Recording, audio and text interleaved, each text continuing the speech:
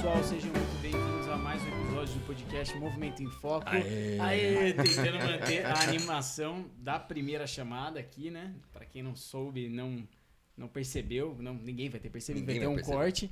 Essa é a segunda chamada, que a primeira não deu certo.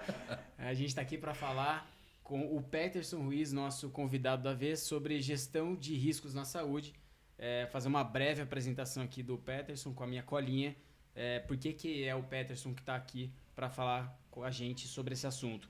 O Peterson ele tem quase 20 anos de experiência em auditoria, riscos e controles internos. Perfeito. A gente é de uma área completamente diferente, então a gente diferente. A gente quer saber o que faz, né? Alguém com experiência nessas áreas e o que você pode somar aí especificamente pensando em saúde.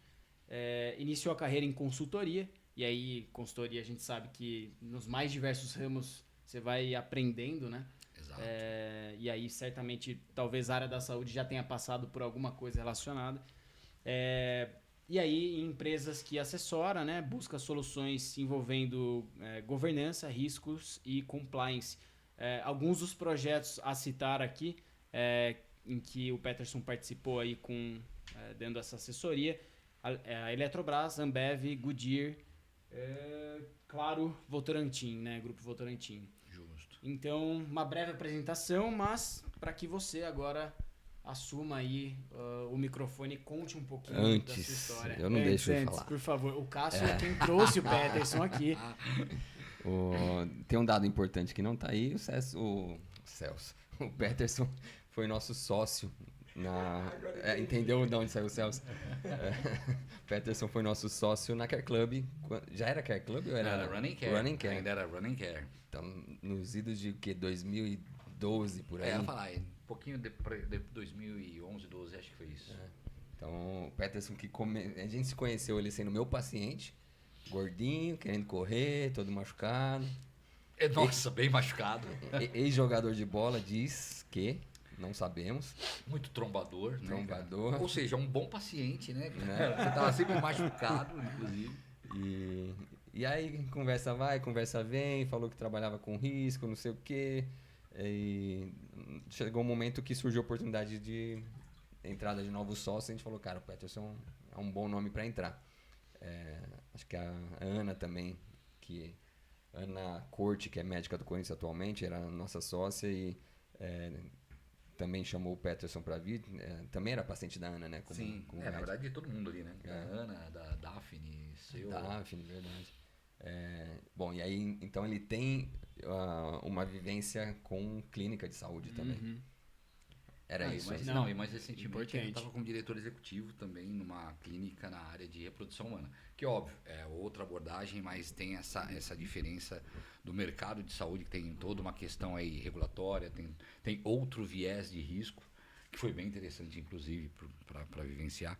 Mas aí você já meio que puxando um pouco esse gancho, eu comecei minha carreira, eu sou contador de formação, comecei minha carreira como auditor contábil, e aí sempre tem aquele ponto, né? Pô, e como é que você foi parar em risco? Lá no início dos anos 2000, aí agora meus 20 anos de experiência, né? Nós tivemos lá o advento da Enron, mercado de energia elétrica americano, que teve todo vamos falar assim, teve todo um problema de investimentos em ações de uma determinada empresa. E o que acabou acontecendo foi, quando o mercado virou, aquela empresa tinha informações que não estavam bem divulgadas.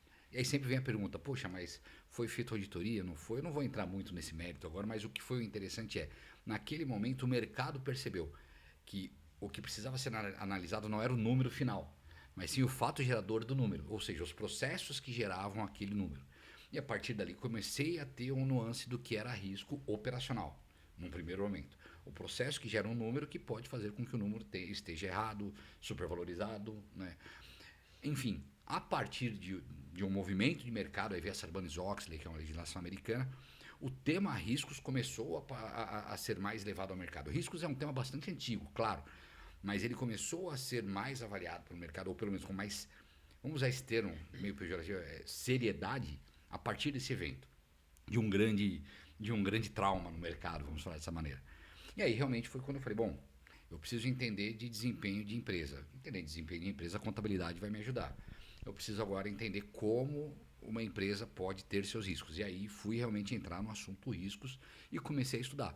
dentro da própria empresa que eu atuava, a Ernst Young, uma das maiores consultorias de mercado, foi criada uma divisão só de gestão de riscos, era algo relativamente novo. E aí, de fato, ali o mercado todo começou a olhar para riscos de uma maneira muito mais evoluída. E mesmo assim, eu posso falar que nos últimos 20 anos, a própria gestão de riscos ela começou a mudar. Ela saiu do risco mais essencial, que aí é o risco operacional de um processo, uma atividade operacional que pode fazer algo errado para a empresa. Como eu brinco muito assim, o que é o mais essencial? É compras não comparar, contas a pagar, não pagar, né? Faturamento, não faturar. Esse é o risco essencial. E aí você começa a dar passos atrás. Puxa, mas o que gera o processo? O que vai gerar o processo é uma cadeia de valor. O que vai gerar a cadeia de valor? Puxa, uma estrutura organizacional para suportar uma estratégia. O que é uma estratégia? É um meio de chegar a um objetivo corporativo. E aí vem o risco cada vez mais evoluindo a abordagem. A gente sai da visão operacional, começa a entrar na essência vamos falar assim, da intenção da empresa, até que você começa a entender um pouquinho sobre o propósito. E aí você começa a mudar as abordagens. Você sai daquela abordagem mais matricial, entende processo, aí você vai fazer assim, mapeia cada processo, identifica o risco de cada processo e a ação em cima daquele processo. Por quê? Porque mesmo assim, se, por exemplo, eu tiver um processo que esteja funcionando, né, ou seja, operacionalmente ele funcione bem, para um modelo de negócio de empresa não adequado àquele propósito, poxa, então você precisa rever a essência da empresa e não o processo, porque o processo ele vai funcionar, mas aquele processo não vai te levar ao objetivo maior. E aí eu acho que é a frase que desde que o Cássio me convidou eu tenho ensaiado e guardado para trazer aqui para a gente conversar, porque eu brinco muito com o assunto risco, porque ele é um assunto muito ainda subjetivo. Porque todo mundo acha que risco é algum tipo de adivinhômetro, né? Não, você vai ter uma visão de que ninguém teve. Não. Na verdade, a gestão de risco ela vai ser tão apurada quanto for a sua compreensão do objetivo. Por quê? Definição de risco.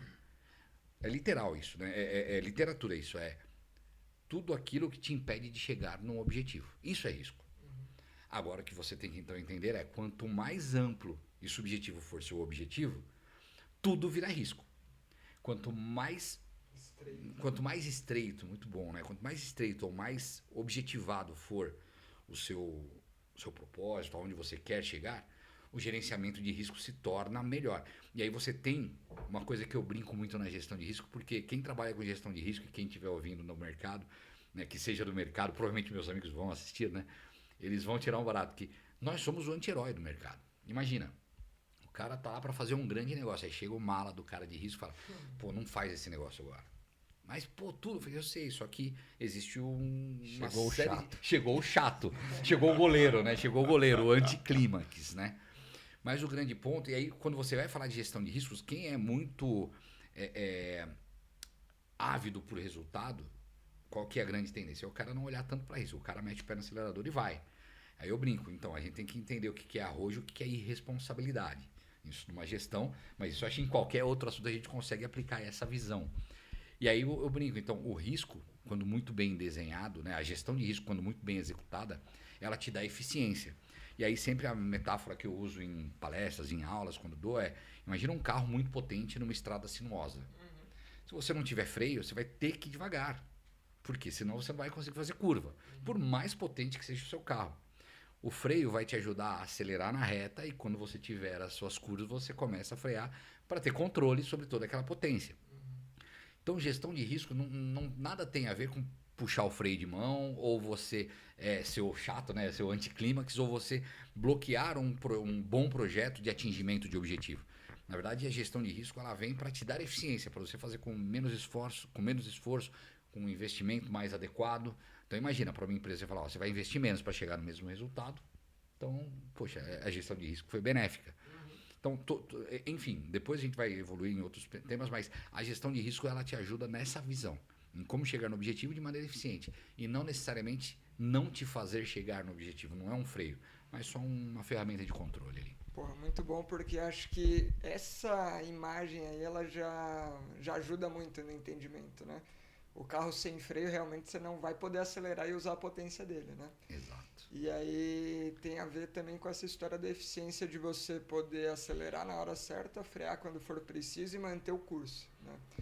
E cada um falou um pouquinho aí e o Cássio acabou introduzindo o porquê te convidou. E eu vou trazer o porquê que eu trouxe esse tema, né? Então, aqui nos bastidores eu já estava falando, mas eu tô lendo aquele livro Outlive, que é do Peter Attia. E, cara, tem várias coisas legais, assim, insights bacanas. E vira e mexe, eu leio um trecho legal, mando pro Cássio, mando no grupo. E uma das coisas que ele traz, assim, e que acho que já pode ser um gancho pra gente ir linkando com a área da saúde, talvez, é uma figura de o quanto que a área da saúde, ela muitas vezes mira no lugar errado. E aí a imagem que ele traz é assim, imagina a medicina como a medicina que se desenvolveu até hoje, é aquela medicina pautada em resolver problemas agudos, né?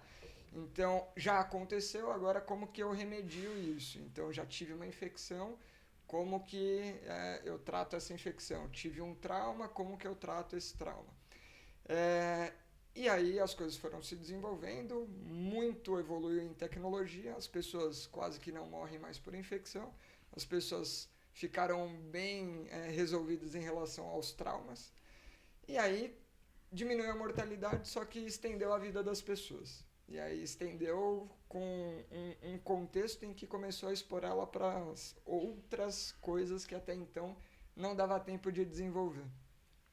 E aí ele brinca que começou a tentar fazer um puxadinho dessa medicina que ele chama de 2.0 para uma medicina que agora quer abordar uma coisa que é estender essa vida, mas dando qualidade para ela. Então fica tentando usar a mesma ferramenta que dá certo para uma coisa, que é o trauma agudo, né, que é aquilo que já aconteceu, para uma coisa que é um contínuo de cuidado, né? Exato. E aí ele traz uma imagem que é essa que eu queria chegar. Ele fala, imagina que tem uma criança em cima do prédio jogando ovo lá embaixo. A medicina 2.0 é o cara ficando bom em pegar ovo, em coletar esse ovo mais cedo antes que o ovo quebre. E a medicina que a gente vai propor aqui é a medicina que vai intervir e vai falar, porra, por que tem uma criança lá em cima jogando ovo, primeiro de tudo? Vamos ver como que a gente faz para tirar essa criança lá de cima em vez de ficar bom em pegar esse ovo antes que ele caia. Se não jogar nenhum ovo, não tem o que ficar resgatando aqui embaixo. Então, essa direção do foco faz toda a diferença e você já trouxe isso, né? Ah, perfeito. Tem um ponto que eu brinco muito nos trabalhos que eu levo para as empresas, e sempre deixando claro, eu sempre vou trazer um paralelo de empresa que é o meu mundo, tá, Sim. gente? Toda vez que você faz um trabalho e estrutura a gestão de risco na empresa, o que você mais ouve é assim, pô, mas eu já trabalho, eu já tenho as minhas atividades do dia a dia, agora tem que fazer mais isso? E no fim do dia que você tem que convencer, às vezes, a empresa a falar, não, você não tem que fazer nada paralelo. Você tem que continuar fazendo o que você faz, porque a gestão de risco tem que ser intrínseca à sua atividade do dia a dia. Quando você traz, por exemplo, a questão da saúde, eu brinco muito que é óbvio, como o Cássio bem colocou, eu sou um eterno tentador de atividades físicas e das mais variadas, de levantamento de peso olímpico, a crossfit, a jiu-jitsu e a futebol. É bem tranquilo, tem pouco machucado no meu corpo, tá? Mas o grande ponto é... hoje eu posso falar, por exemplo, que na atividade física, se você não compreender seu corpo, a sua idade, suas limitações, ou seja, ter um contexto do quem é você naquela atividade que você se propôs a fazer, você fatalmente terá uma lesão. E aí eu brinco muito porque, poxa, imagina, eu sou um cara de 40 e poucos anos, às vezes treinando com uma galera de 20 e poucos. Eles não têm os mesmos problemas que eu. Eu chego meia hora antes para fazer mobilidade, para aquecer, né, para poder estar com o meu corpo um pouco mais preparado para os mesmos movimentos que serão expostos. E a brincadeira é, poxa, mas as pessoas não fazem o que você faz e têm o mesmo movimento. Sim, porque apesar de ser a mesma atividade, no mesmo ambiente, com às vezes a mesma carga, são pessoas diferentes. E muitas vezes você está falando com um cara que já está lá treinando o dia inteiro ou a tarde toda, e eu estou vindo do escritório depois de 8, 10 horas sentado para ir fazer uma atividade. Então eu brinco muito, como você acabou de falar, né? A gestão de risco está ligada a propósito. E uma boa gestão de risco para o propósito é contexto. E aí essa questão do contexto eu brinco muito. É você cada vez dar mais um step back. Foi perfeita, a história do ovo para mim foi perfeita. Cada vez mais um passo atrás para você entender o fato gerador do que você quer resolver. Aí você para de resolver e começa a gerenciar. E aí mais do que isso.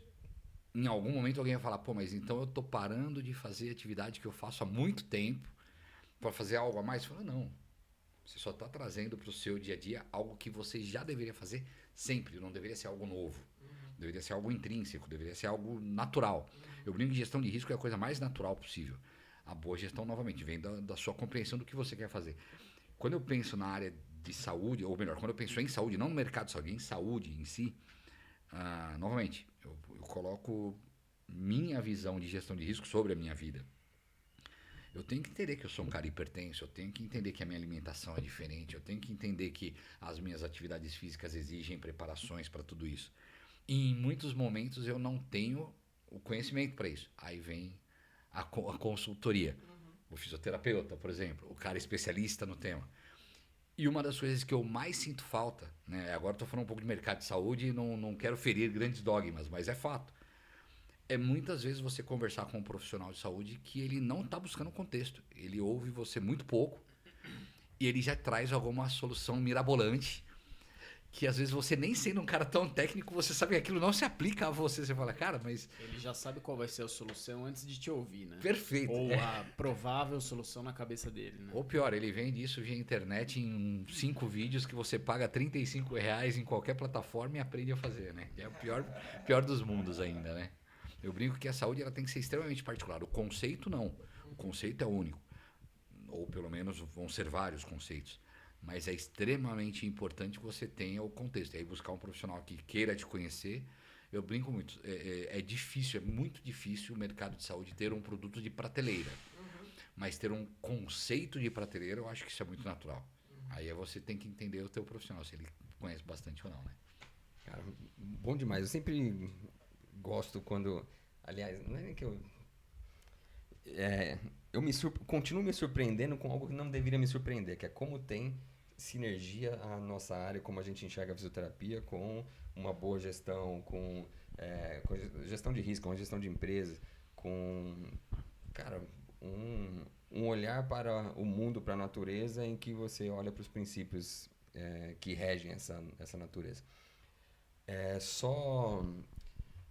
Eu fui meio pego de surpresa com a definição de risco, que é tudo aquilo que te impede de chegar no objetivo. E meio que na minha cabeça, e talvez na área da saúde, o risco é sempre aquilo que provoca dano, né? É o risco o risco de lesão, é o risco de ficar doente, é o risco de bater o carro. Você está pensando sempre no dano estrutural, mas não em algo que te atrapalha a chegar no objetivo. Na nossa área, que a gente chama de reeducação funcional, a gente lida com funcionalidade. E o que é funcionalidade? São comportamentos que cumprem um objetivo. Então, a gente vai chamar de queixa funcional os problemas do paciente em cumprir esses objetivos. Então, a gente pode falar de risco também, né? O risco não é só o risco de lesão, mas é o risco do paciente ter um prejuízo em performance.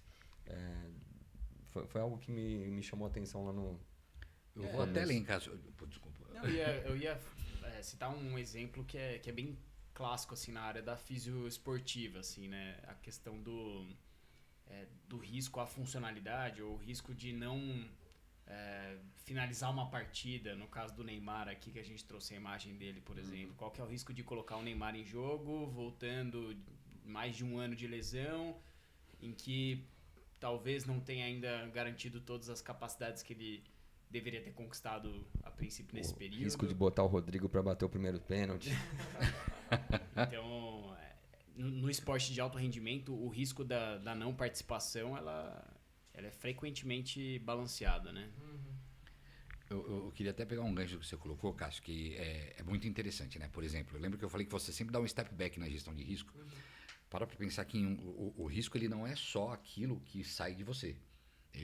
Você tem uma abordagem contingencial que vai analisar o ambiente que você está inserido. Então, vou dar um exemplo novamente, corporativo. Uma empresa que vem indo muito bem, em um dado momento o mercado virou. Aí essa empresa começa, num primeiro momento, a rever seus processos para mitigar aqueles riscos imediatos, que são os mais essenciais. Ao decorrer do tempo, ela percebe que mesmo com os processos sendo adequados, ela continua não atingindo o objetivo. Então, ela revê a estratégia. Ela vai rever como chegar naquele objetivo. Até que ela vai chegar num momento em que ela vai perceber que o seu modelo de negócio não se adequa mais àquele mercado. E aí ela tem que rever o seu objetivo de negócio. Kodak, Blockbuster, uma série de empresas. Por que eu coloco isso sempre como exemplo? Novamente, né, pessoal, eu brinco com questão de idade, porque não dá pra negar. Eu sou um cara muito observador de mim mesmo, né? Eu sou um cara de 43, um a menos, hein? De 43, e é um absurdo eu ter, por exemplo, as mesmas expectativas e exigências de quando eu tinha 20, ou de quando eu tinha 15, né? Por que eu coloco isso? Em algum momento, será que o atleta, ele pensa na longevidade dele ao ponto de... vamos pensar no futebol. Pô, o cara era um lateral, corre que nem um maluco, né? Um lateral. Pô, chega uma certa idade que, cara, não dá mais pra esse cara ser lateral. Alessandro no Corinthians 2012. A gente brincava, cara, o cara é fantástico, mas ele não dá mais pra ser lateral. Pô, vai jogar de volante. Rever a tua função dentro do jogo. Até que em um dado momento, pô, será que é continuar jogando futebol a sua? Por que você não vai fazer um outro esporte? E é uma das coisas que eu percebo muito, porque existem transferências de movimentos ou de habilidades de uma modalidade para outra. E pouco se fala para um atleta quanto à sua longevidade em alto rendimento, para ele ir mudando de modalidade, adequando o corpo dele. Tem uma entrevista que eu sempre gosto de citar, inclusive na gestão de riscos, e que eu vim trazendo pensando nisso. Kelly Slater. O cara foi 11 vezes campeão do mundo. Né? E isso dentro de uma carreira, vamos colocar aí, 30 anos. E uma das coisas que eu achei interessante numa entrevista é que tem... isso eu tive que pesquisar, né? Deca Ono campeão. É o time... 11 vezes campeão. E aí o que acontece? Num dado momento ele falou, não, eu sou 11 vezes campeão. Qual é a diferença? É bastante simples. Em cada campeonato ao longo de 30 anos, era um corpo. Em cada campeonato, eram concorrentes diferentes, eram marés diferentes, eram regras diferentes, eram tecnologias de pranchas diferentes, eram regras de pontuação diferentes. Então ele tinha que mudar a estratégia dele em cada campeonato. Muito provavelmente a preparação física dele ao longo desse tempo também mudou. Todo o trabalho de manutenção e de gestão de risco de lesão dele também teve que ir mudando. E aí tem um ponto que você trouxe agora há pouco, né, Cássio, que foi muito legal, foi muito natural que você falou. Poxa, quando eu penso em risco de lesão, eu penso em... Então, vamos lá, novamente. São camadas, são layers de análise de risco. Num primeiro momento, qual é o risco principal? O risco de você não atingir seu objetivo. Uma vez definido, você pode montar o seu template e a sua abordagem. Olhando para um tema chamado ERM, Enterprise Risk Management, gerenciamento de riscos corporativos, existem templates consagrados. Um deles dentro do ERM são 4 dimensões de análise de risco. É a visão operacional, a visão estratégica, a visão financeira e a visão compliance, governança. E isso vem lá dos primórdios de como é a melhor forma de abordar, inclusive a forma que você também desenha planejamento estratégico, vem lá do Balance Scorecard. Uma dimensão de mercado, uma dimensão financeira, uma operacional, e a quarta que eu não lembro, depois eu juro que eu passo para vocês, mas quem estiver ouvindo vai falar que eu não lembro. Eu não lembro, é verdade. Mas são essas 4 dimensões. Aonde eu quero chegar, processos e recursos. Mercado financeiro, processos e recursos. Essas são as dimensões de construção do seu planejamento estratégico. Pô, só existe essa? Não. Isso não é prescritivo, isso é orientativo. Você pode montar as suas próprias dimensões de análise de risco ou de estruturação de planejamento estratégico? Pode. Por que não? Eventualmente, a gente até pode estudar junto isso. Vamos entrar com toda uma metodologia de gestão de risco e vamos falar quais são as principais dimensões que levam o atleta ao seu melhor desempenho, seja ele qual for, no alto rendimento, e quais são as dimensões que nós precisamos avaliar esses riscos. Criar grandes grupos ou grandes assertivas. E aí você começa a clusterizar, você vai criando grupos, depois subgrupos de riscos, até que você chega, como eu falei lá no começo, na forma mais essencial. É que o caminho é esse, vem lá do propósito, aí depois do propósito o modelo de negócio, aí depois você tem a estrutura organizacional, aí você tem o planejamento estratégico, e aí você vai ter processos, né? A taxonomia também vem da biologia, taxonomia. A partir da taxonomia você tem processos, atividades e riscos operacionais. Mas qual que é o grande ponto que eu brinco? O contas a pagar de uma empresa que faz 4 pagamentos no mês é o mesmo risco de uma empresa que tem um contas a pagar onde ela faz 10 mil pagamentos no mês? É diferente. E o seu nível de análise e gestão é diferente. Pô, 4 pagamentos, você pode fazer isso no papel, eu vou olhar. Agora, você faz 10 mil, cara, eu quero um sistema, eu vou analisar comportamento, eu vou buscar, eu vou buscar linhas de tendência para avaliar se aquele comportamento me corrobora com um ato de fraude ou de erro. É como se fazia a negociação de ações antigamente. Você faz uma série de análises e toma uma decisão. É quase um tiro de sniper. Hoje não, você bota um robô para fazer uma análise de uma série de padrões e ele vai ficar fazendo compras e vendas a partir de uma variação de centavo de dólar. Por que eu coloco isso? Novamente, para um cara que corre 100 metros rasos e um cara que corre uma maratona, os dois correm. Mas o movimento, né, a mecânica de corrida dele, será a mesma gestão de risco? Provavelmente não. Então, novamente, nós viemos da propósito, que o propósito é alto desempenho. Aí você tem um objetivo que é correr. Aí agora quando você fala que um é correr 100 metros e o outro é correr 42 quilômetros, muda. Então, a gestão de risco vem disso. Você pode criar suas dimensões. Então, a sua visão não está errada, Cássio. É que você deu já o passo à frente. A única questão é que quando você começa a lembrar que tudo aquilo que te impacta de chegar no objetivo, você vai avaliar cada atividade daquela que está ligado àquele objetivo. Tanto que um dos temas que eu mais coloco dentro dos meus trabalhos é o de modelagem de trabalho, modelagem de negócios. E dentro dele, eu brinco muito que eu acho que o tema que eu mais visitei em toda a minha carreira é um assunto chamado Teoria Geral de Sistemas, que por acaso também vem da biologia. Por isso que quando você falou a gestão e a saúde, muita coisa que nós avaliamos vem da biologia, né? Então, olha que barato, né? Se você pega vamos falar aqui novamente né, vamos pegar um ser humano como exemplo, né, mais fácil. O cara que se propôs a correr, ele tem um propósito de correr, mas não necessariamente é o mesmo do maratonista profissional ou de alto rendimento. Então, eles comem diferente, eles dormem diferente. Então, você começa a olhar tudo que está em volta. É até interessante porque ele convive com pessoas diferentes, ele vai ter hábitos diferentes, né? Eu brinco que eu tenho amigos que são triatletas, que se você ligar para esse cara às 4:30 da manhã, ele tá acordado. Ele tá fazendo algum treino. O cara faz 2, 3 treinos no dia. Agora, o cara que só corre para manter a saúde e tal, legal? Cara, esse cara corre às 7 da manhã, das 7 às 8, a gente até brinca, né? O horário do trabalhador, o horário do psicopata e o do herdeiro, que é às 8 da manhã. Ele devia estar trabalhando e tá correndo. Mas, novamente, então, até isso é a forma da venda do produto saúde, ele precisa se adequar aos tipos de propósito.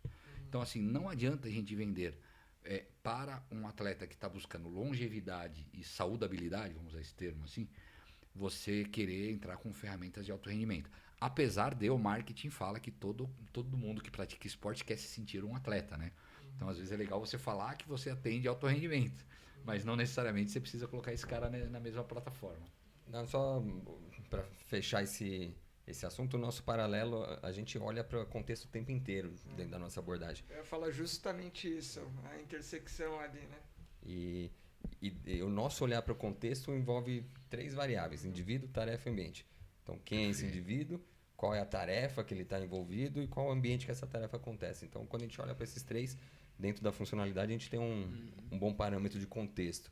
E aí é bem isso, não dá para tratar uma dor lombar de um cara que está no home office 10 horas por dia, com outro que faz levantamento de peso olímpico e tem a dor lombar levantando peso, quanto que nada borboleta e a dor dele está lá. Então sempre a gente tem que olhar para o contexto. 2 coisas aqui. Uma delas, esse papo me remeteu realmente a isso. A gente sempre olha para contexto na saúde e me fez lembrar um pouco daquele estudo do Bar clássico lá para falar sobre prevenção de lesões, né? Estudo de 2005, alguma coisa assim.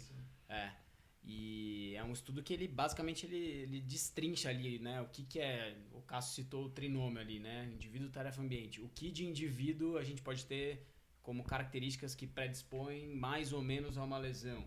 Então, são os fatores de risco internos. E aí você tem os fatores de risco externos, relacionados à atividade.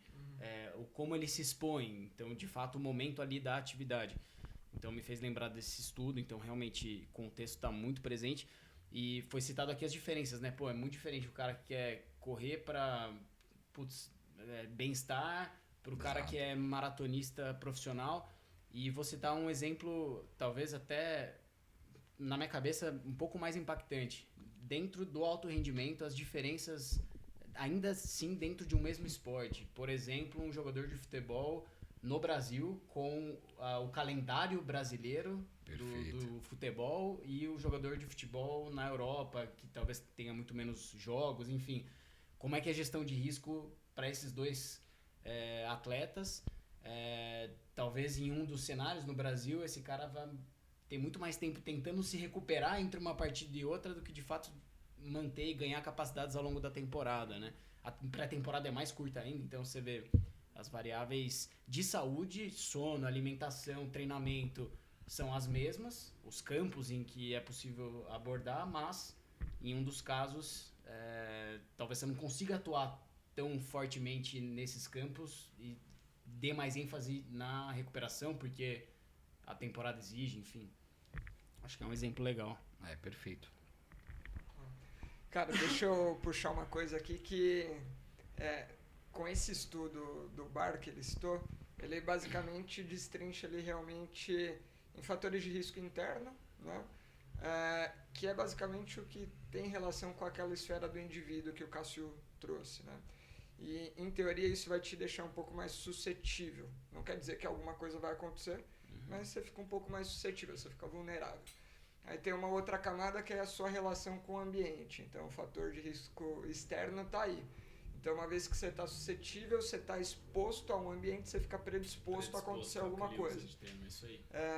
E não quer dizer que necessariamente vai acontecer, mas você já está numa camada ali um pouco mais vulnerável, né? Um pouquinho mais, você já desceu... O nível de exposição está maior. O nível de exposição está maior. E aí, eventualmente, basta um fator ali final que ele vai colocar como o fator lesivo, que aí pode ser uma atitude do oponente, pode ser uma situação de jogo, uma irregularidade do campo, e aí realmente a lesão acontece. E aí isso me traz uma coisa que na conversa aqui contigo fica muito claro. O cara que tem que trabalhar com risco, o cara que gosta de trabalhar com risco, ele tem que, primeiro de tudo, gostar muito de entender a realidade de forma minuciosa. Exato, né? exato. E tem que ser um cara meio ansioso, pelo visto, porque tem que gostar de prospectar futuro, cenário e o que pode acontecer, o que não pode acontecer, mas não pode ser só ansioso de prospectar, porque tem que trazer isso de volta para o presente. Justo, acho que quando a gente fala em gestão de risco, um dos maiores desafios é transformar o subjetivo em objetivo. Ou seja, você pegar algum tema que não necessariamente ele é mensurável, buscar indicadores ou drivers, que a gente fala, que te levam a uma possibilidade de mensuração, e aí você vai ver qual é o nível de correlação mais próximo ou viável possível. Às vezes você tem uma correlação espúria que você fala, nem vou olhar para isso aqui, mas só vai atrapalhar, exato. Mas você tem que fazer isso. Então é uma visão estatística muito forte, muito apurada. Não é oráculo. Nunca é, na verdade, nunca é. Mas é impressionante porque geralmente quem tem a expectativa do oráculo é aquela que não tem a clareza onde ela quer chegar. E aí ela quer a resposta ou o shortcut, né? Faço isso ou não faço? Faço isso ou não faço? Se eu fizer isso, dá certo agora ou não, né? Então, assim, eu até me atrevo a dizer o seguinte, eu gostei do termo, tem que ser alguém ansioso, mas eu brinco muito. Na verdade, você acaba sendo uma pessoa um pouco mais racional. Sim. Você olha objetividade onde ela não tem, cria fatores de mensuração e faz projeções. Acho que fica ansioso aquele que fica prospectando isso, o futuro, e não traz para presente, né? E não traz para o presente, né? Eu até coloco assim, um ponto que você colocou de ansiedade, é porque isso eu vivenciei há dias atrás, essa semana aqui, né? O cliente queria um grandioso trabalho de gestão de risco, disposto a investir, uma das coisas que é legal, né? Mas basicamente porque ele está num movimento, não vou falar quem é a empresa, claro, mas porque ele está num movimento de fusão.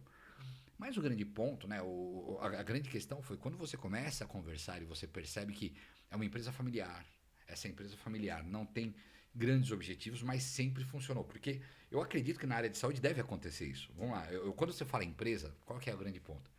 Por que eu preciso de gestão de risco se a minha empresa eu tenho uma gestão, vamos falar assim, trivial, ela é altamente rentável, sempre funcionou assim, sabe aquela frase, sempre foi assim? Por que eu vou fazer gestão de risco? E aí eu tenho que buscar as conversas mais objetivas e falar assim, porque eventualmente você não está tirando tudo que você pode tirar dessa empresa. Às vezes, se você pega o dinheiro que está investido no capital de uma empresa e colocar no banco, ele vai render mais do que ficar nessa empresa com zero dor de cabeça. E aí você tem que começar a mostrar que existem outras possibilidades. Você assume risco para melhorar o teu resultado. Enquanto ela está saudável para enfrentar um Covid. Exato. Não, Cássio, eu vou até além, né? Tem duas coisas quando você fala isso. A primeira é o Alan Greenspan, né? Que ele fala, né? Na maré baixa é que você descobre quem tá nadando sem sunga. Essa é padrão no mercado financeiro, essa frase. Na maré baixa você vai descobrir quem tá sem sunga. Quando a maré tá alta, tá todo mundo com água no pescoço, tá todo mundo bem. Baixou o mercado, quando veio a Covid, olha que interessante isso para o mercado brasileiro. Quando veio o impacto da Covid no mercado brasileiro, foi um dos maiores momentos de fusões e aquisições no mercado brasileiro. Pô, eu trabalhei sempre com consultoria, foi um momento bom. É chato falar isso, mas foi um momento bom. Por quê? Porque as empresas que estavam mal geridas começaram a ser compradas pelas que estavam bem geridas. Tanto que, às vezes, a empresa menor comprou a maior no fim do dia, né? Por conta do movimento no momento que ela estava. Ou seja, não é mais... Olha que barato. A Covid tirou o efeito histórico. Cara, você sempre foi grande, até hoje, problema teu, amigão. Agora mexeu o mercado, você está altamente alavancado, você está devendo. Tenho dinheiro em caixa, vou te comprar por um valor bem pequeno, vem aqui e integrou. Mas onde eu queria chegar é mais ou menos isso. Aquela empresa que deu certo a vida inteira, ela deu lucro a vida inteira, é uma empresa familiar. O objetivo dela não está dessa forma que eu acabei de falar, um propósito bem desenhado, sabe? Missão, visão, valores, uma modelagem de negócio, uma estrutura organizacional. Não, muitas vezes o dono está assinando o pagamento todo dia. É aquela coisa arcaica, mas tá pagando, tá dando lucro, ninguém vai mexer. Aonde eu quero chegar? Aí o cara vai falar que ele quer fazer gestão de risco. Aí eu falo, cara, não vamos começar com gestão de risco. Vamos começar por estruturar o seu planejamento estratégico. Eu preciso de indicadores de como que você mede seu desempenho para depois eu falar como os efeitos negativos ou os fatores de risco, que é o termo que a gente usa muito, vão impactar nesses indicadores de desempenho para baixo. E aí a gente começa a trabalhar a gestão. Por que eu digo isso? Eu imagino, e agora estou realmente na total conjecturação, que olhando para a atividade física de alto desempenho, tem aquele atleta que o cara come mal, dorme mal, treina mal, mas, cara, por qualquer questão de aptidão física, biotipo, qualquer coisa, o cara não se machuca, o cara é fantástico. Aí você, às vezes, ali com todo o seu arcabouço metodológico, você olha para o cara e fala, olha, eu consigo não falar para você que você não vai se machucar, porque você já não se machuca. O que eu vou fazer para você é te ajudar a chegar em melhor, é isso. E é esse que é o grande ponto. Quando eu olho para a saúde hoje, e agora estou me atrevendo a falar de mercado de saúde, tá, gente? Não estou falando das metodologias e dogmas. Médicos que estão assistindo, não me odeiem. Mas o que sempre me espanta é por que toda vez que você vai para uma clínica, principalmente de medicina, a gente já teve essa conversa lá na Run and Care, por que quando eu chego numa clínica de medicina esportiva, eu sou um paciente? Eu não estou lá porque eventualmente eu posso estar com uma lesão e eu vou para lá. Mas eu deveria ser um cliente. Eu deveria ter um objetivo que eu chegaria e falar, olha, eu corro maratonas, eu quero fazer sub 3. Eu faço Ironman, quero fazer abaixo de 11 horas, abaixo de 10 horas. Me ajudem a chegar nisso. A gente fez um episódio sobre isso, né? O nome... já bota no link aí. Como que era? Cliente ou paciente. Foi esse o nome do episódio mesmo? Eu juro que eu não assisti, tá, gente? Só para deixar claro, eu não assisti esse episódio. Mas é bem isso. Eu ia dar exatamente esse exemplo. Um que acontece muito no mundo da corrida olha a Brigitte Kosgei, ela tem a mecânica toda cagada, tô acertando o nome, e ganha recordista mundial, até chegar uma lesão. E o que impede ela de chegar no objetivo dela? Vai ser uma lesão? Então veio dando certo até aqui. O cara que come mal pra caramba, o cara é magrinho e come mal pra caramba, até dá merda. Então... É que aí você tem os Cristianos Ronaldos da vida que tá com 40 anos e correndo mais do que um monte de garoto de 25 agora. É porque o cara fez uma gestão de riscos perfeita ao longo da carreira dele. É longevidade, né? E acho que nesse papo de longevidade, uma coisa que vai ficando clara ao longo do tempo é que a preocupação puramente com longevidade na nossa área tende a não dar muito certo. Porque você fica só pensando em estender a vida. E aí, uma das coisas que acho que bate muito com o que a gente faz na nossa prática é procura a qualidade, que aí necessariamente você vai ter ali um melhor aproveitamento da vida, da sua saúde. Perfeito. E naturalmente você expande as suas chances de ter também uma vida mais longa. E o quanto ela durar, porque você não sabe exatamente quanto ela vai durar, foi útil, foi preservada, foi com qualidade. E acho que bate muito com o que você está falando, né? Na hora que você tira os riscos ali, ou mitiga, né? Porque tirar não tem como tirar tudo, né? Exato. Mas na hora que você dá uma limpada, você extrai o melhor daquele ecossistema. Aí beleza, esse ecossistema tem tudo para ser longevo, duradouro, né? E prosperar. Se alguma coisa acontecer no meio do caminho, a chance de ter esse lado de perda é menor. Esse impacto, exato. Esse impacto é menor, né? Eu vou até além nessa tua visão, ela é tão perfeita, ela é tão bem colocada. Por que eu falo isso, né? Você falou sobre a mitigação, eu brinco que é o gerenciamento. Porque existem riscos que simplesmente você vai falar, eu vou correr esse risco, porque o resultado que eu quero... pensando aqui na atividade física, é o cara que é maratonista, que se ele ficar num determinado pace, num determinado ritmo, ele vai estourar, só que ele vai estourar aos 43 quilômetros. Então ele chega aos 42 no final e vai acabar com a carreira dele. Mas foi a melhor marca da vida dele, de repente é um recorde mundial, por aí vai. Eu brinco muito que novamente, qual é o objetivo? É que nós usamos muito terminologia de longevidade porque nós falamos muito sobre... quando eu penso em saúde é isso, é meio automático, mas quando vocês colocam o termo alto rendimento, eu brinco, longevidade passou longe, né? Eu não conheço um cara de alto rendimento que está realmente saudável hoje. Eu brinco que um cara que você gosta muito, Careca, eu sei que você é super fã dele, eu também sou, mas sei que você é super fã dele. Eu lembro que alguém estava me falando de daqueles rachões de fim de... Tá entregando muita idade. Semana passada isso é falei verdade, do Valdir Pérez, agora Careca. Não, tudo bem, né? A geração atual não sabe quem é. Joguem no Google, vocês vão gostar, cara. Mas é assim, é no YouTube, né? O Careca, alguém comentou comigo, alguém que eu conheço, foi para um rachão de fim de ano e o Careca estava junto. Jogou 30 minutos e meteu o gelo no joelho. Aí, meu pai foi jogador, né? Aí, às vezes eu brinco, meu pai fala, não, jogador, cara de alto rendimento é isso. Ele ficou mais velho, vai jogar 30 minutos, 25, 40, e, gelo nos dois joelhos e deixa agora, alguém vai jogar no lugar dele.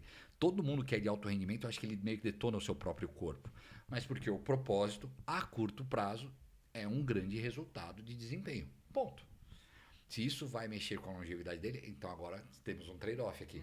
Eu quero eu quero um grande resultado, ou eu quero incrementar o meu objetivo de longevidade com a atividade física. Então, novamente, voltamos lá para o começo. Qual é o propósito? A atividade física, ela tem que... eu brinco muito, a atividade física, ela tem que fazer parte de uma estratégia maior. Ela não é o fim. Aí você começa a ter todas as ferramentas. Aí a atividade física, ela vai te exigir um certo comportamento de descanso, de preparação, de alimentação, e inclusive de dedicação de tempo. Eu brinco muito, né? Minha esposa, volta e meia, na sexta-feira, ela vira para mim e fala, vamos comer uma pizza. Mas eu tenho um treino sábado de manhã, então sexta-feira não é dia de pizza. Ponto. Explica isso. Pizza é quarta-feira após podcast, né, Rafa? Saindo daqui. Boa, é uma boa. Eu gostei muito da ideia. Mas essa é a grande questão. Aí você tem um comprometimento de tempo, você tem um comprometimento de energia, de agenda, de tudo isso. Eu tenho um amigo, né? O cara tem 64 anos, Nelson Rufino. Espero que ele esteja assistindo, né? Ele 64 anos, Ironman Kona. O cara é fantástico. De verdade, o cara é fantástico. A atividade física que ele se propõe, a dedicação que ele se propõe, a disciplina que ele se propõe. É inspirador você ver um cara com 64 anos com a vitalidade dele. E o propósito dele está claro. É ter qualidade de vida na idade que ele tem. O cara corre, o cara faz crossfit, faz levantamento. O cara treina 2, 3 vezes no dia. Né? E aí tem um dia que ele descansa, e o descanso dele, como todo bom atleta, é uma corridinha leve, que você vai tentar acompanhar, para mim, esquece. Eu falo, não, a corridinha leve daí é o meu pace mais baixo possível, né? Então, novamente, é consistência. Se eu até puder trazer, defina o projeto, defina o propósito, monta o projeto e tenha consistência. Porque aí, a partir do propósito, essa estratégia bem desenhada, você vai alocar os recursos e as atividades chaves necessárias. Acabamos de falar uma modelagem de negócio, mas para um objetivo de vida. E a partir dali tenha consistência nisso, que aí a falta de consistência é um outro fator de risco, inclusive. Né? Sim, perfeito.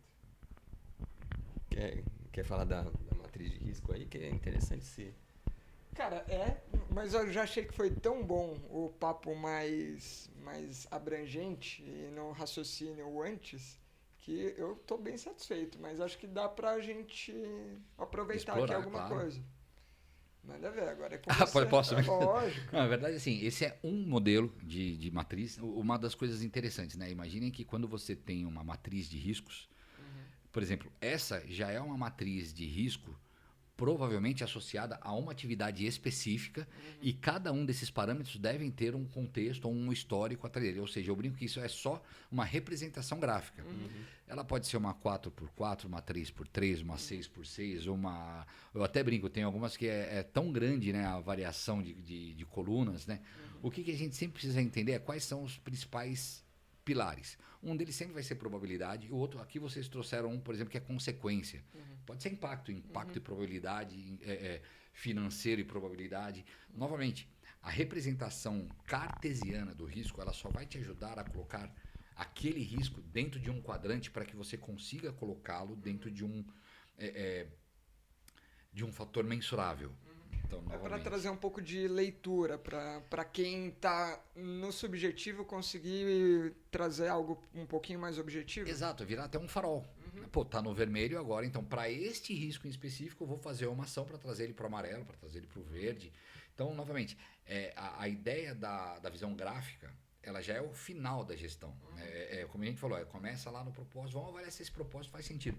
Assim, trazendo sempre, né, um paralelo corporativo, eu brinco muito que eu pego uma empresa, que é uma indústria, e aí a indústria ela prevê que você tenha que ter eu brinco assim, qual que é o sonho de todo diretor industrial? Fabricar um único produto.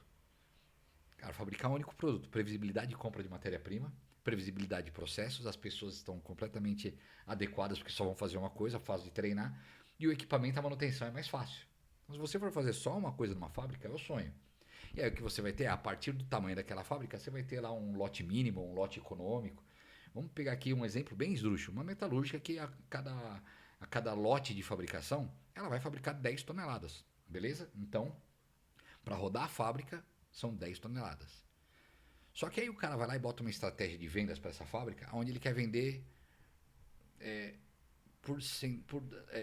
a cada 100 quilos o produto dele. Fala, tá, legal, mas você quer vender a cada 100 quilos e o pior, coloca 15 produtos diferentes.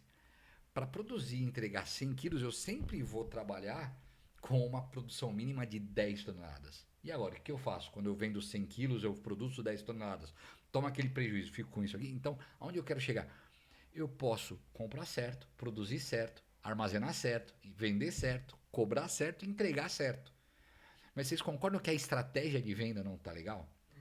Então, uma matriz dessa, simplesmente, ela pode dar tudo certinho, verdinho. E, novamente, eu só olhei para o número gráfico. Então, eu brinco muito que os nossos step backs, né, os nossos passos atrás, é para alguém um dia chegar e falar assim, o time comercial, a gente na verdade vai ter que buscar ou uma rede de distribuidores, ou montar uma rede de distribuidores que comprem sempre 10 toneladas divididos em produtos de 100 quilos, e os distribuidores vão ter inclusive caminhões menores para entregar 100 quilos. E para entregar 10 toneladas vou ter caminhões maiores e as minhas vendas serão mínimas nesse tanto. E para concorrer com os distribuidores, eu vou vender para outros fabricantes que consomem meu produto como matéria-prima para eles. Estou trazendo um exemplo bem de metalúrgica mesmo, tá? Por que eu coloco isso? Porque às vezes uma estratégia errada vai detonar aquele atingimento daquele objetivo. Então, novamente, a matriz de risco, como nós vemos, ela é extremamente importante, mas como você bem colocou, é para quando eu já tenho muito claro todos os meus passos anteriores, as minhas atividades já foram muito bem lidas, e agora eu começo a mensurar ali, e aí a partir dessa mensuração eu consigo criar correlações entre aqueles objetivos operacionais essenciais com o meu objetivo maior lá da companhia. Tanto que um planejamento estratégico, até um dos pontos que eu esqueci de colocar, né? Se o risco é tudo que te impede de chegar no objetivo, como que eu consigo avaliar o risco de uma empresa? Compreendendo o seu planejamento estratégico. É a formalização do objetivo dela. Porque aí dali eu tenho mensuração, eu tenho prazo de execução, né? Eu tenho taxas de retorno, eu tenho tudo que está relacionado. Agora eu começo a gerar as minhas matrizes, né, cartesianas para que eu consiga criar faróis. Então é sempre muito bom a gente considerar que a abordagem do risco ela é mais essencial. Essa visão nossa mais matricial, ela já é a fase final. Até brincando lá no começo da introdução, você falou, Pérez, o que é controles internos? Essa é a função dos controles internos. Compreender a estratégia da empresa, compreender a estrutura de processos da empresa e mensurar as atividades mais essenciais da empresa. e criar uma correlação entre essas atividades operacionais e atividades lá em cima. Tanto que uma das coisas que eu mais brinco, né, é pegar uma empresa. Isso foi assim, eu vivenciei, é muito legal. É você chegar às vezes para um cara de uma portaria de uma fábrica, onde na cabeça dele, qual que é a visão dele? Cara crachá, né? Chega o caminhão, vem com nota fiscal, olha o pedido, carimbo e acabou. Se você falar para ele fazer isso, é chato. Ele não tem orgulho do que ele faz, porque ele não vê valor.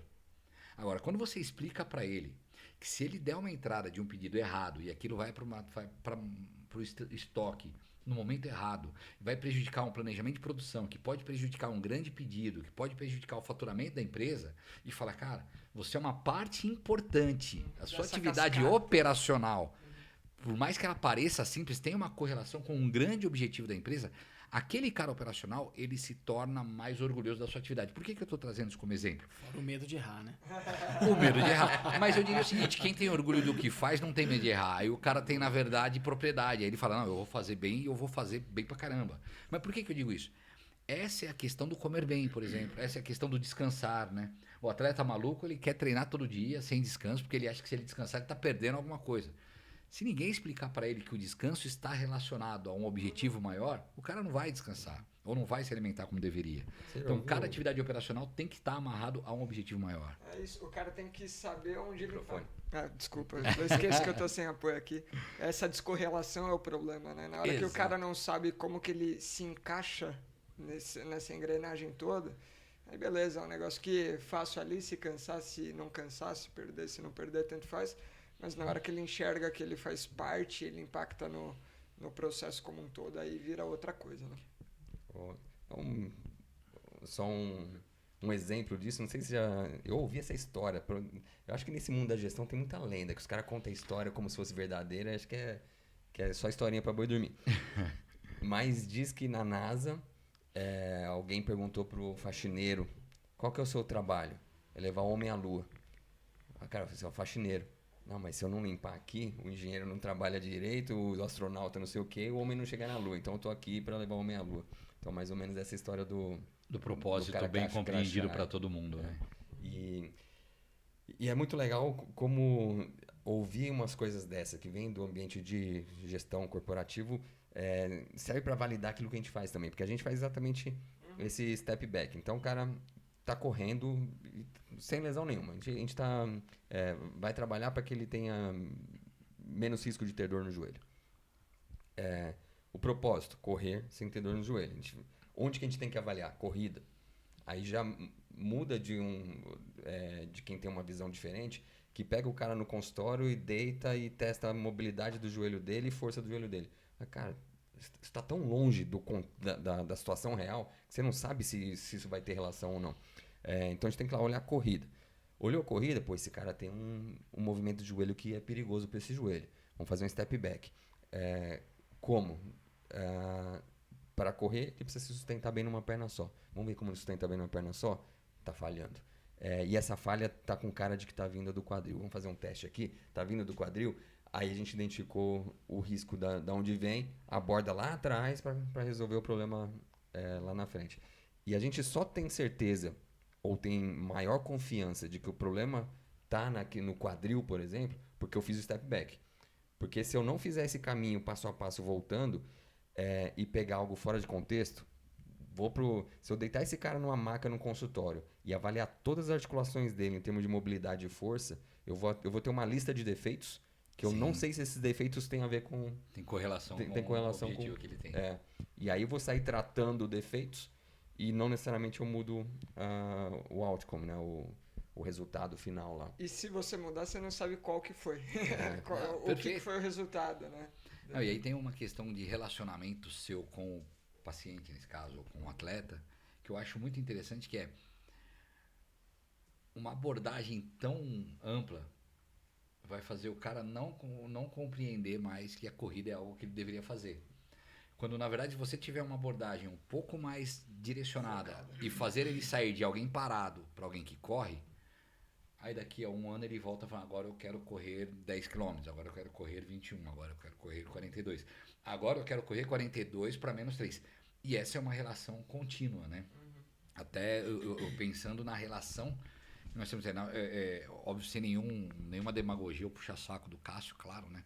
Mas eu brinco muito que eu compreendi que a fisioterapia, em específico, ela é muito mais uma ferramenta de preparação e melhoria do que de correção depois do nosso convívio, né? De compreender que, de fato, e aí eu estou trazendo, aí de novo, entregando aquela questão da idade, né? Eu lembro ainda da fisioterapia com a mão no negócio de vela, né? O forno, parafina. Né? Na parafina. Cara, tem aluno de fisioterapia toque e não sabe disso. Nossa senhora. Não, deixa pra lá, tá entregando muita idade. Mas onde eu quero chegar é aquele fisioterapeuta, eu lembro, não vou falar o nome local, mas tem um bem conhecido ali na Lapa. E, cara, se chegava a fazer fisioterapia, era um fisioterapeuta. Eu não tô exagerando, pessoal. Era um fisioterapeuta para atender 6 pessoas ao mesmo tempo e ele fazendo a mesma coisa. O engraçado é que às vezes eu olhava e falava, mas aquele cara, eu tenho, sei lá, na época 18, quando eu quebrei a mão, eu tenho 18. É uma linha de produção aquele forte. Aquele cara tem 65, aquele outro tem 38 e é boxer. São pessoas completamente diferentes fazendo a mesma coisa, né? Alguém tá errando. Alguém aqui não deveria estar aqui, né? Ou ninguém deveria estar. Mas, novamente, é óbvio, eu estou falando mais de 20 anos atrás isso, né? É muito interessante essa questão do... Primeiro, a fisioterapia ela tem que parar de ser vista como uma ferramenta de correção ou de socorro. Porque aí, na minha visão, você sempre vai incorrer, como paciente ou como atleta, você sempre vai incorrer no risco de encontrar alguém para te trazer uma ação. Eu gosto muito de falar isso, inclusive, dentro de empresas. Ações isoladas de qualquer contexto. Ela não te traz nenhum resultado, te custa dinheiro e tempo. Perfeito. Ação isolada de qualquer contexto. Cara, não, faz isso que... é só fazer assim, né? Tá doendo, não, agora é só esticar, força um pouco mais, pelo amor de Deus.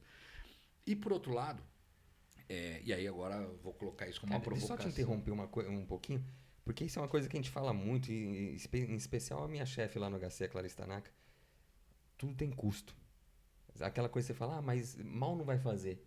No mínimo o paciente perdeu um tempo do dia dele fazendo aquilo.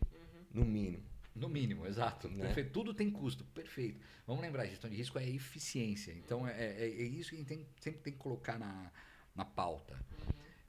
E aí tem um ponto aí, poxa, não quero que ninguém se sinta ofendido, mas em algum momento, a área de saúde, e eu acho que em todas os seus pilares, a escola de saúde, ela precisa trazer um pouco mais esta visão de gestão e menos procedural, menos acadêmica. Enfim, eu não vou falar menos acadêmica, é um crime falar isso, mas eu diria o seguinte, trazer essa visão de eficiência, trazer essa visão de... quase assim, tentar abandonar de alguma forma a mecanização, né? Eu brinco muito que, será que fisioterapia só se vende na consulta? Você não consegue trabalhar fazendo uma assessoria para um grupo, né, que tem um objetivo comum? Mas aí as pessoas têm objetivos diferentes. Sim, aí você clusteriza. Afinal de contas, estudos acadêmicos que você faz por clusterização e aproximação, ponto. Será que você não consegue fazer um trabalho mais preventivo? A própria saúde, né? Eu vejo hoje políticas públicas de saúde, você não tem nenhum trabalho preventivo, efetivo. Não, vai ter muita gente falando que tem, mas bem feito ou de maneira bem impactante, não. Mas está todo mundo preocupado em acabar com as filas da resolução de problema. Aí a minha dúvida é, nós temos um problema de atendimento às demandas, porque nós não estamos, como você falou, nós não estamos cuidando do garoto que está jogando ovo lá em cima, e aí está começando a faltar braço para segurar ovo aqui embaixo. Onde tem dinheiro, onde tem investimento. Aí, cara, você pega a questão de fila de exame de alta complexidade, né? Perfeito. Fila para fazer ressonância, promessa reduzir fila. Reduzir fila. Só que calma aí, cara, em grande parte desses exames, quantos deles realmente seriam necessários? Hoje em dia, com estudo, a gente sabe que para dor lombar, que é 80% das indicações musculoesqueléticas, grande parte não precisaria. Então, cara, se você corrigir lá no contato inicial aquela... Não mito, mas aquele dogma de que se eu não pedir o exame, eu não trato, ou o paciente já vai achar que eu não estou sendo bem tratado. Vai achar que não está sendo bem tratado, não. Então tem uma coisa antes para ser corrigida. Então tem muita coisa que poderia ser feita com menor custo, né? Só que dá trabalho. Né? Você está mexendo em comportamento, mudança de crenças das pessoas em relação ao que deveria ser feito. É como você vai mexer com dogmas, isso é muito complicado. É um choque cultural muito grande. Exatamente. Cara, eu não sei se a gente se alonga muito, mas eu tenho um exemplo meio que recente de um paciente que a gente inclusive já citou aqui. E eu acho que é um exemplo que deixa muito claro essa questão de gestão de risco, assim, um pouco na prática. No episódio de canelite, a gente falou sobre... Eu atestei ele, que é o Carlos, né?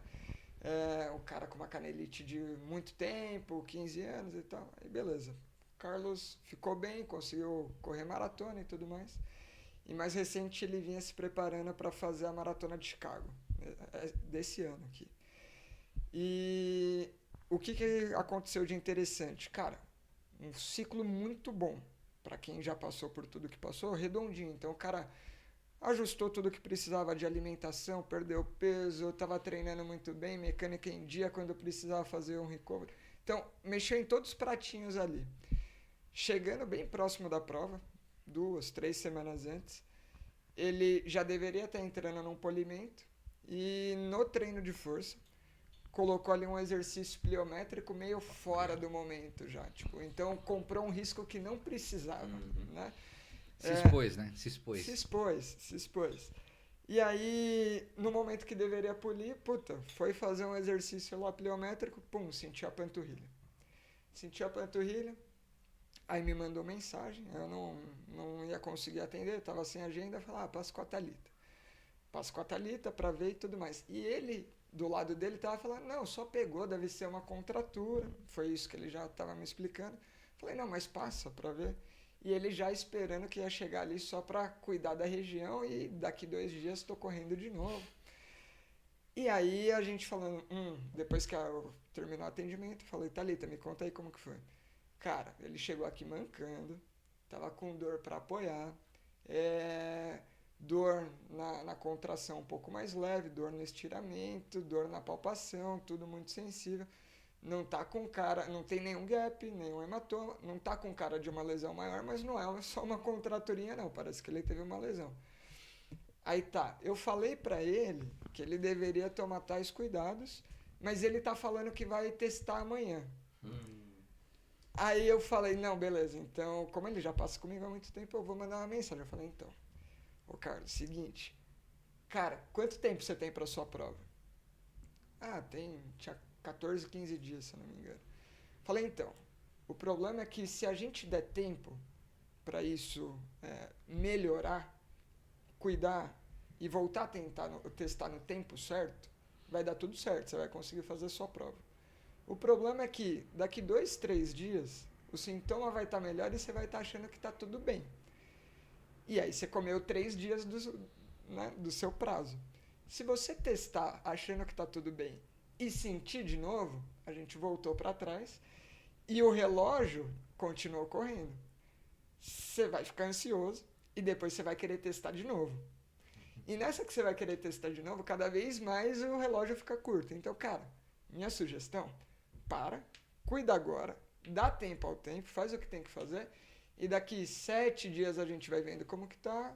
10 dias acho que dá pra testar de novo. E essa altura do campeonato já tá treinado, não precisa treinar mais. Isso, e aí... 14 dias não vai mexer tanto, né? Todo esse agora é o momento de polir, de agora descansar. é o momento de polir. Fala, cara, tira a carga, você tá preocupado? Joga pra bike, faz isso, faz aquilo. Você vai cuidar, a gente vai monitorando isso de perto, a gente vai testando as coisas aqui dentro da física, no ambiente controlado, pra saber se é o momento já de te expor ou não. E eu sei que você vai querer chegar ali mais próximo, sabendo se tá tudo bem. Mas não é para testar agora. Essa janela dos próximos 7 dias, cara, sossega, porque se você testar antes disso, o risco lá de você não concluir a prova, aí vai ser muito grande. Então, cara, eu acho que isso foi ficando muito claro na hora que... Porque eu também estava com a ideia de que o risco é o risco de lesão. Não, o risco de não fazer aquele objetivo que se propôs. Né? Então fica muito claro isso. Exato. Ô Cris, põe lá na matriz de risco.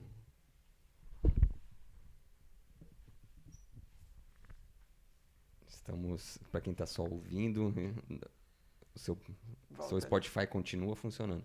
Dá uma pausinha, Cris, que ele para. Então, para quem está só ouvindo, essa matriz de risco tem no eixo vertical, probabilidade ou a frequência de algo acontecer. E aí começa lá embaixo em raro, improvável, possível, provável ou quase certo. E no eixo horizontal, consequência. Então, desprezível, menor, moderada, maior, catastrófica. No momento inicial, ele estava aqui no menor. O risco ainda era menor. Ou até moderado podia ser, né? Mas estava bem controlado. Estava bem controlado, tinha tempo, né? Então, eu colocaria no menor. E a probabilidade de acontecer, vamos supor, se ele fosse testar numa janela curta, cara, altíssima. Uhum. Né? Então, se ele Então, fosse era correr no quase dia certo. seguinte... Se ele fosse correr no dia seguinte ali, a gente está falando de um laranja. Se ele fosse correr ali uns 5 dias depois, já caía aqui para um possível. Né? O que eu estava propondo é, cara, vamos jogar isso daqui para um raro, né? Sendo que se ele testasse em qualquer uma dessas janelas, a chance dele perder a prova começava a vir para cá, né? Ia ficar um ambiente catastrófico ali, provavelmente. Então, eu me atrevo a dizer até o seguinte, na verdade, se o risco é não fazer a prova, e para ele isso é catastrófico, na verdade o risco ele não muda a consequência, ele vai ser catastrófico, você só está trabalhando na probabilidade. Na probabilidade, é verdade. Na verdade, a consequência, ele pode mudar somente se, aí você até trouxe já essas possibilidades, se a lesão que ele tem se agravar mais ainda. Porque aí a gente tem que colocar o seguinte, olha que interessante, né? É que a gente está falando que pode ser menor. Menor por quê? Porque se você falar que é quase certo com uma consequência menor, então, sem problema, vamos em frente, pode se expor. Agora, se eu falar que é catastrófico com uma probabilidade rara, aí tá perfeito, então vamos gerenciar.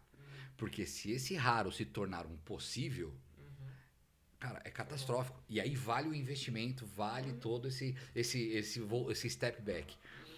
Esse é um ponto importante. A gente tem que tomar sempre esse cuidado. O objetivo é X.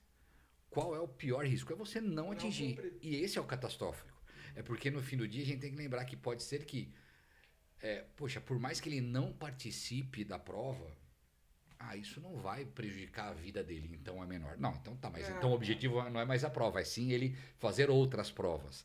Então, na verdade, novamente, se o objetivo é a prova, ele não fazer a prova já é o catastrófico. O que a gente tem que começar a trabalhar nós estamos trabalhando no raro, no improvável, ou já estamos no provável, no quase certo que você vai estourar? E aí o que você está trabalhando é só a probabilidade. O impacto, sempre vamos lembrar, é de acordo com o objetivo. Ele é catastrófico para aquela prova, ele pode ser menor para a vida dele. Porque ele vai continuar vivendo se ele não fizer essa prova. Agora, se nós falarmos, vamos trabalhar para a prova, agora eu vou inclusive medir quanto você vai investir de tempo, dinheiro, energia para você chegar no objetivo de fazer essa prova. Mas deixa eu até aproveitar então e tirar uma dúvida, porque eu poderia montar uma matriz dessa em cada tomada de decisão, em cada cenário, por exemplo. Então vamos supor, o cenário catastrófico sempre vai ser o não concluir a prova ali, né? Para este objetivo. Para este objetivo aí que a gente está falando. Então vamos supor, situação 1.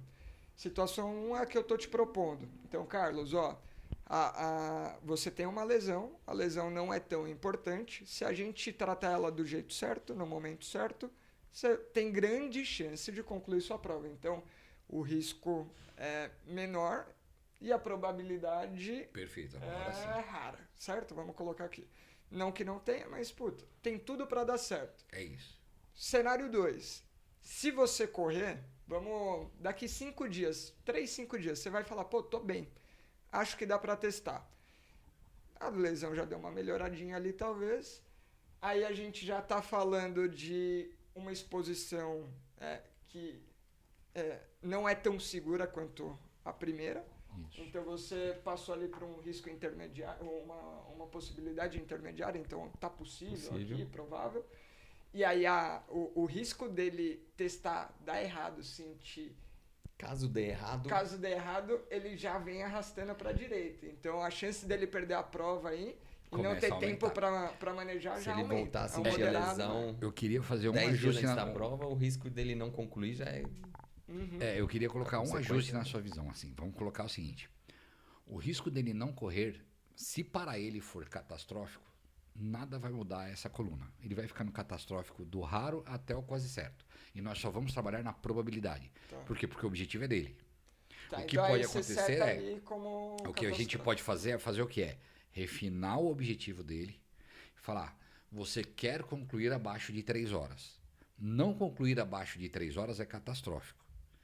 concluir acima de 3 horas, ou melhor, você começa a diminuir se você falar não concluir é o catastrófico, o maior é fazer acima de 3 horas, o moderado é 3 horas e abaixo de 3 horas é menor. Tá. Você pode aumentar a consequência se o objetivo for mais fechado. Você está graduando ali. Você gradua, isso, exato. Quando você não tem a graduação, por exemplo, ele não tem claro que ele quer fazer aquela prova abaixo de X tempo, e o grande risco vai ser não fazer a prova, então tudo é catastrófico, acabou, simples. Você nunca vai tirar a gravidade. Por quê? Porque aí você vai cobrar dele a tal da dedicação, do investimento, tudo mais. Porque em algum momento esta mesma, aí foi até um ponto legal que você colocou, porque esta mesma matriz deste objetivo vai estar contemplada em alguma outra matriz, falando, esta aqui não dando certo, qual é o impacto, por exemplo, na vida de atleta dele? Pô, se eu não fizer essa prova, eu nunca mais corro na minha vida. Putz, então agora esta prova virou muito importante em mais de uma matriz. Aí você começa a criar correlações. Porque no fim do dia, lembra que a gente falou, essa matriz operacional já está lá no final, você vai colocando, você vai assim, ela é contemplada em uma, que é contemplada em outra, que vai chegar num grande target e de repente o cara vai falar, o sonho da minha vida é fazer a maratona de Nova York. Se não me engano, a maratona de Nova York tem maratonas classificatórias para chegar nela, né? Ou a de Chicago, não lembro. Boston. A de Boston, né? Pode ser que de repente fale, aquela prova para mim é importante, tal time, porque ela vai me levar para Boston. Aí agora você começa a fazer o risco dentro do risco, né? E aí o gerenciamento começa. Mas quando você está olhando objetivamente uma matriz dessa, o que você tem que entender é, dificilmente a consequência muda, a menos que o resultado seja gradativo. Aí você tem mais objetivo. Agora, se o grande risco é não correr, cara, não correr é catástrofe, acabou, ponto. Não muda mais. Você nunca vai ter um problema de não correr ser desprezível. O que você tem é uma probabilidade muito baixa de não correr ou uma alta probabilidade de não correr. Então, por isso que eu falo que quando você fala em consequência, esse é o mais subjetivo. Por que é o mais subjetivo? Aí você tem que entender assim, este objetivo tem que ter, ou melhor, o target, o objetivo desta atividade, ela tem que ter um contexto. Qual que é? O contexto é X. Então tá, a partir de agora, com base no não atingimento dele, eu vou considerar se ele é desprezível ou é catastrófico. Vou dar um exemplo. Ele não correr por ele ser desprezível, porque não é uma prova importante para ele. Aí você fala que ele já está ali no possível, amigão, vamos fazer, você já está no possível dentro do desprezível. Não corre. Aí você abandona o objetivo. Não corre, porque você vai correr um risco para um objetivo desprezível, com consequência baixa. E esse tipo de ferramenta, usando ela objetivamente ou não, já te ajuda muito a tomar decisão e principalmente a decisão compartilhada com o paciente. Perfeito. Porque no nosso caso, na hora que eu fui expondo isso para ele, algo que era a vontade de testar, já falou, não, beleza, vamos testar, você demove ele de uma... Porque você fala, cara, você usou o termo certo, cara, você está tomando um risco que você não precisa. Porque senão você vai ter uma consequência catastrófica. Agora, vamos lá, consequência desprezível, então vai lá e testa. Você correu ou não é importante? Então vai lá e testa, não tem problema. Sim. Aí você pode aumentar a probabilidade. Cara que coloca aí o custo da tomada de decisão para mitigar esse risco ou não, também já... Eu só tô pensando num vídeo que eu mandei hoje no grupo do cara, de um raio que caiu no campo. Não vi. O jogador no Peru morreu com um raio na cabeça e tem filmado. O raio cai em cima do cara. Bem tranquilo isso. Tranquilinho. É um vídeo bom para assistir. Né? Cara, o time inteiro cai assim, cai igual o Michael Jackson, sabe aquela... Todos assim, caem ao mesmo tempo. Plum! E o que tomou o raio na cabeça morreu, os outros eu não sei o que aconteceu. Mas assim, qual a chance de cair, a probabilidade de cair um raio na cabeça? Raro. Consequência. Catastrófico. Não, e tem um nome para esse risco. O risco de baixa probabilidade e alto impacto, ele geralmente é conhecido por Black Swan, ou cisne negro. Porque ele é muito raro de acontecer. E aí o que acaba acontecendo? Pô, é um risco tão raro. Vou dar exemplo. Pô, um meteoro cair em cima de uma barragem de água, sei lá, um meteoro cair em Itaipu. Pô, muito baixo. Então não vou nem investir, cara. É tão baixo que eu não vou investir para mitigar esse risco. Vou conviver com ele. Mas se acontecer, acabou tudo. Se acontecer, acabou tudo. Se cair um meteoro, só que aí o grande ponto é, se cair um meteoro lá, cara, muito mais coisa vai acontecer no mundo e você não tem mais... Aí eu brinco, aí não é mais uma preocupação sua ficar assim... Né? Pô, o meteoro caiu, mas não me atingiu. Mas acabou com o mundo em volta de você, amigão. Então fica tranquilo, a Armagedon aconteceu. Então é um pouco isso, o risco de alta probabilidade, ou melhor, de baixa probabilidade e alto impacto, ele muitas vezes são os riscos que você fala, eu não vou nem gerenciar. Mas no caso desse do raio, Como mitiga esse risco? Põe a porra de um para-raio. Quanto custa? É barato. Faça. Exatamente, mas aí a gente está falando inclusive de alguma coisa que tem um ponto que são quais são os pilares institucionais de uma tomada de decisão. Você tem 3, né? O primeiro é o coercitivo, é a lei. Por isso que existe regulação para tudo. Então, cara, a lei mandou, você vai fazer, você não tem o que discutir. Você toma a decisão com base nisso. O segundo é a sua própria estratégia, o seu próprio objetivo, seu planejamento, suas políticas internas. E o terceiro é o mimético. O mercado todo, o mundo todo está se direcionando para um lado. Isso ainda não é risco, isso ainda não é regra, não é lei, e isso não está na sua política. Mas se você não fizer...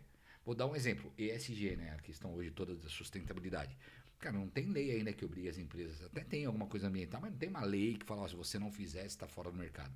Mas que empresa hoje é corajosa e fala assim, não vou investir em nada ligado ao meio ambiente, social... Não, você vai fazer isso, acabou, cara. O pessoal vai olhar para tua marca e falar, cara, não quero me relacionar com você. Então esse é o mimético, você segue o mercado. Essa que você acabou de falar, na verdade, por uma questão do mundo entender que grandes ambientes descobertos tem um risco de uma pessoa tomar um raio, por uma questão de regulação e segurança, você tem as normas de segurança, ele vai mandar você ter o raio, o para-raio. Então no fim do dia a gente tem que começar a pensar um pouco nisso, né? Às vezes a gente briga tanto com regulação, não, ela quando bem feita, ela tem uma função muito importante de garantir com que casos de alto impacto e baixa probabilidade com baixo investimento seja mitigado. Então tem muito disso aí também, né? Boa. Muito bom. Pô, muita sinergia entre saúde e o meio gestão corporativo de risco, aí, muita. A gente volta e meia encaixa esses assuntos que, a princípio, para quem olha o título, fala, calma aí, o que tem a ver, né? Não, pior ainda, vai ver o Pederson lá, vai ver o que esse cara tá fazendo nesse lugar aí. Vai ser engraçado ver quem são os ouvintes aí, né? O pessoal do meio corporativo, junto com o pessoal da saúde, atleta, todo mundo junto. Esse é um episódio especialmente para quem é da área da saúde, mas para quem trabalha com gestão em saúde, acho que é um baita episódio, especialmente. Exatamente. Peterson, muito obrigado por ter vindo aí, espero que tenha gostado. O copinho é seu. Muito obrigado, até para ter prova, né? Mostrar pra esposa, né? Você, às 10h30 da noite, você eu estou na Vila Madalena num podcast, né? Isso aí. A gente precisa falar do risco de chegar com o copo e chegar sem o copo. Vamos discutir essa mitigação de risco, inclusive.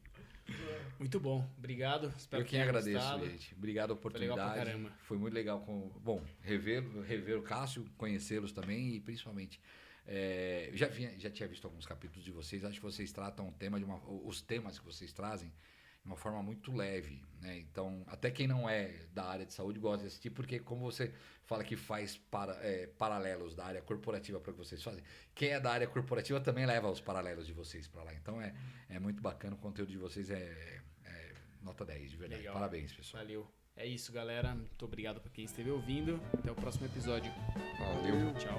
Tchau.